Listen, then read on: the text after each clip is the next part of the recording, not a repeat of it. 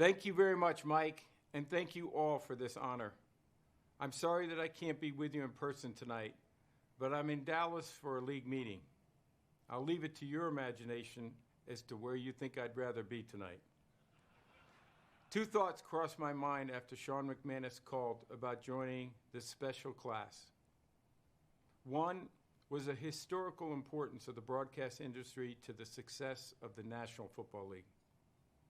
And second, the influential impact of so many of you in this room who have partnered and contributed to the NFL over the years.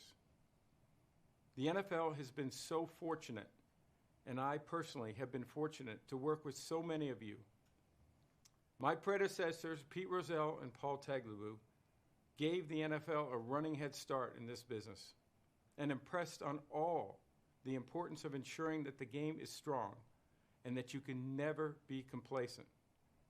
You always have to pursue innovation and excellence. Exciting, competitive games leads to appointment viewing. This was true in 1960 when Pete became commissioner, and true as ever in 2022, as we've seen during this incredibly exciting season. Pete realized that television would be the catalyst to reach as many fans as possible.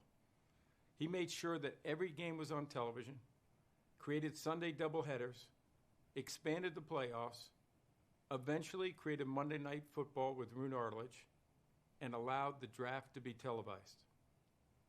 And he was willing to take a risk and allow a frustrated overcoat salesman from Philadelphia to produce a film about the 1962 championship game between the Packers and the Giants.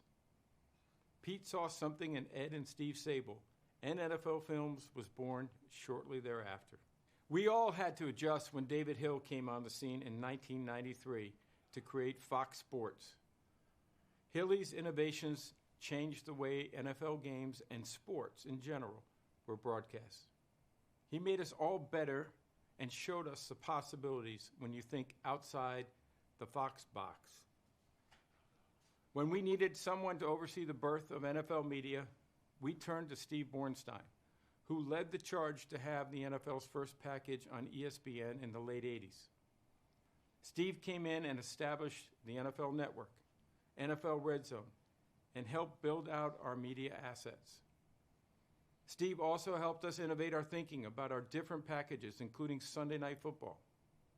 Enter the incomparable Dick Ebersol, who has meant so much to me and the NFL, plus the talented production team of Fred Goodell and a fellow 2022 enshrinee, Drew Esikoff. The result is that Sunday Night Football has been the #1 program on television since the 2011 season. Amazing. When I'm not on the road and watch games from my man cave, I think of the network heads who have been instrumental in our success.